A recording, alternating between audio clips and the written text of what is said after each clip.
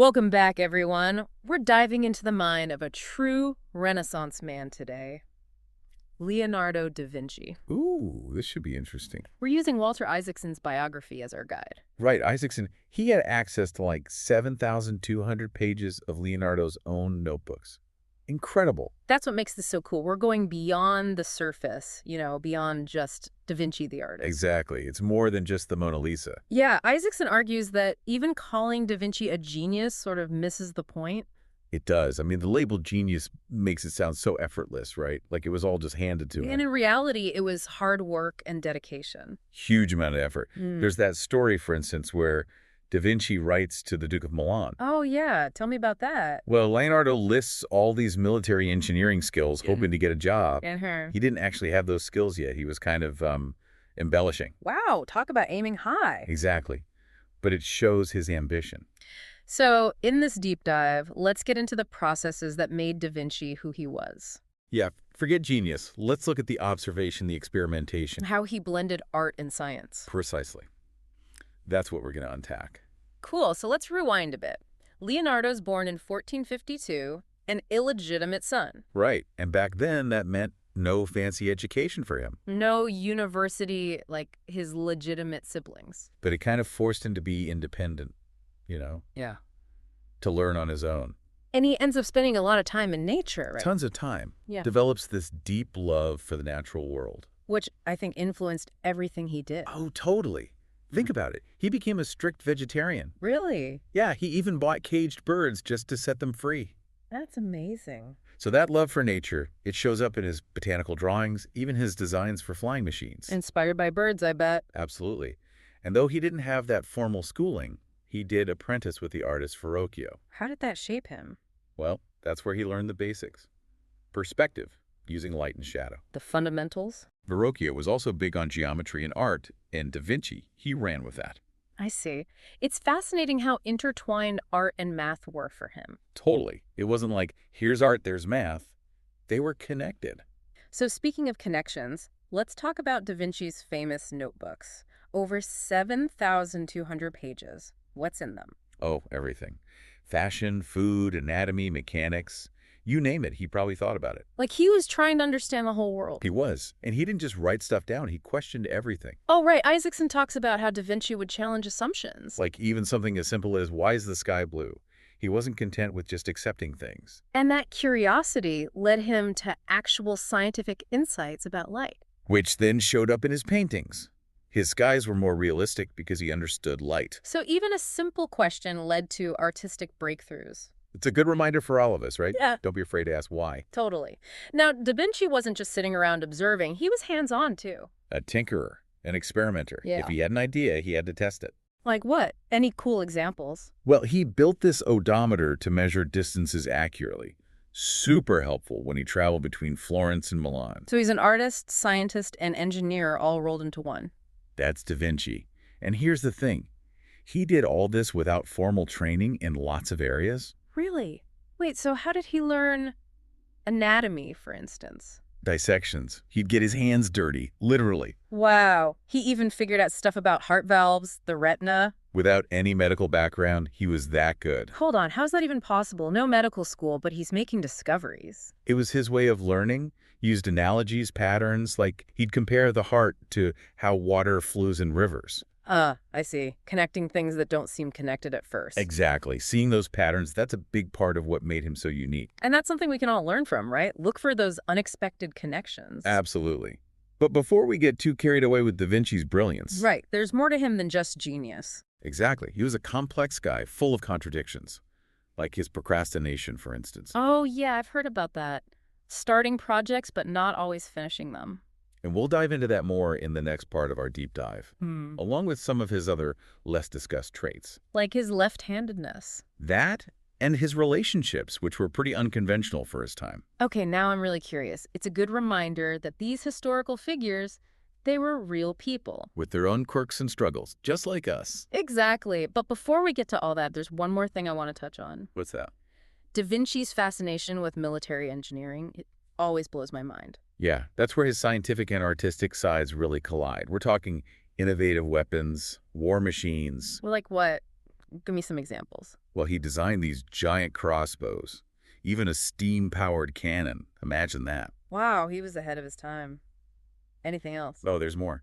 He even sketched a tank, shaped like a turtle. Forget a turtle tank. What did it look like? He envisioned it with cannons sticking out from the shell. Pretty wild. That's incredible. He was thinking so far outside the box. He was. And to understand all these complex military writings, you know what he did. What? He taught himself Latin. No way. He learned a whole new language. He did. Just goes to show how dedicated he was to learning. So no limits to his curiosity. And I bet that drive influenced his art, too. For sure.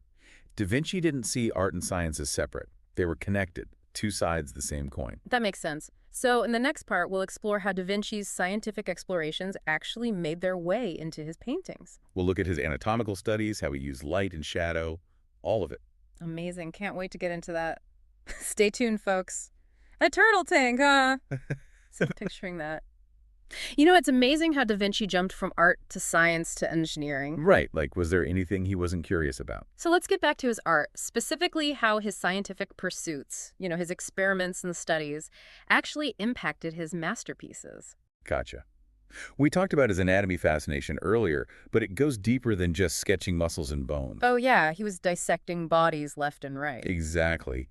And those countless hours, they translated into incredible accuracy in his paintings. Like he understood the human form inside and out. It's almost like he had X-ray vision centuries before X-rays even existed. That's a great way to put it.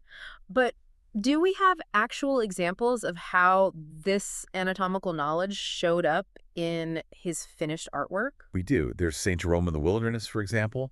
Art historians have looked closely at the painting. Oh, what did they find? Well, in Da Vinci's initial sketches, the anatomical drawings for the painting, there's a mistake. A mistake. Da Vinci made a mistake. He did, in the neck muscle. Huh. That's kind of humanizing, Even Da Vinci wasn't perfect. Yeah.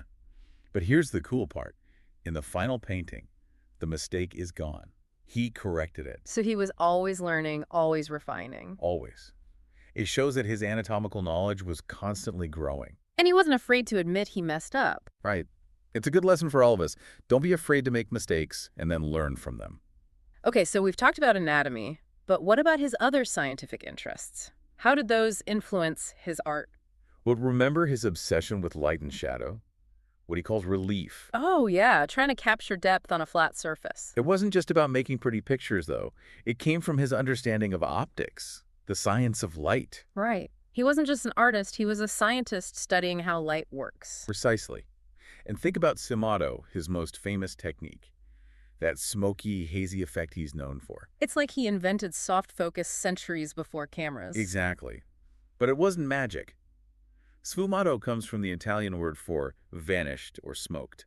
It's about blurring those outlines, softening the edges. And he did that based on how he knew light really behaves. Exactly. He understood how light scatters and diffuses in the real world, like how things in the distance look less distinct. It's called atmospheric perspective. So he was trying to capture that on canvas? It's like he hacked the human eye? He did.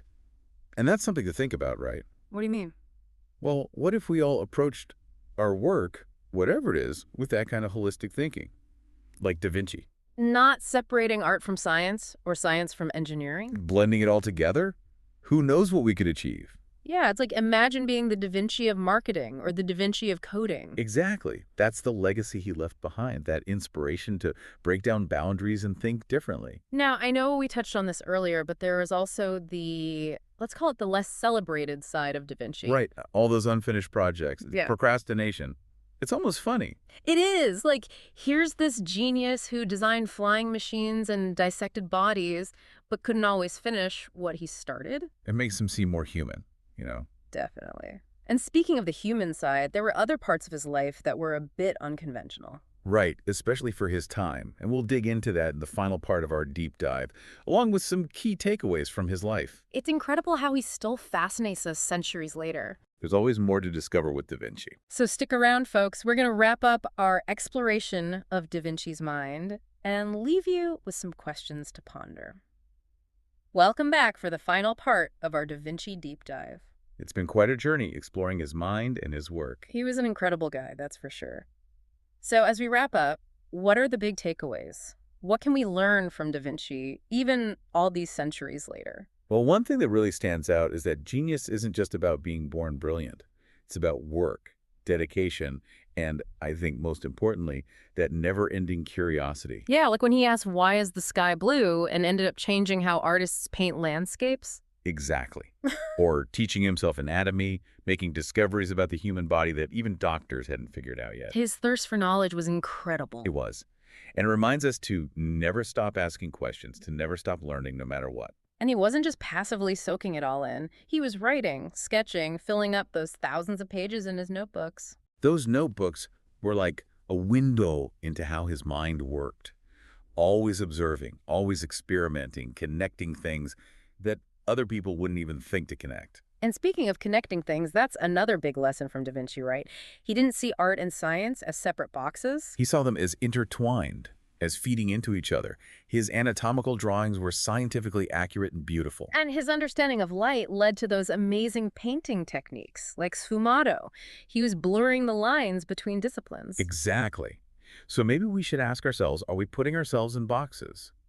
Limiting what we can achieve by sticking to just one area? It makes you think, what if we were all a little more like Da Vinci, a little more open to those unexpected connections? That's a powerful thought. And that's what's so great about studying someone like him. He pushes us to think differently, to see the world with fresh eyes. You know, we've talked a lot about Da Vinci's achievements, his brilliance, but we've also mentioned his struggles. The procrastination, all those unfinished projects. It's almost comforting, right? Even a genius like Da Vinci wasn't perfect. But it also raises a question. Is it enough to just have amazing ideas, to be full of knowledge? Or does true genius mean actually putting those ideas into action, making them a reality? That's something to think about. Maybe Da Vinci, as brilliant as he was, is also a cautionary tale. What do you mean? Knowledge without action, it can be a bit of a trap. So yeah, we should learn from Da Vinci's curiosity, his observations. But we should also remember to act on what we learn, to make it meaningful. So as we say goodbye to Leonardo, what final thought would you leave our listeners with? I'd say think about what resonates with you most from Da Vinci's approach. His curiosity, his willingness to experiment, to connect seemingly unrelated ideas. And then ask yourself, how can you bring those things into your own life, your own work? How can you take inspiration from this incredible Renaissance man and make your own mark on the world? That's a great note to end on. Thanks for joining us for this deep dive into the mind of Leonardo da Vinci. We hope you've been inspired by his story and that you'll keep exploring with curiosity and wonder. Until next time.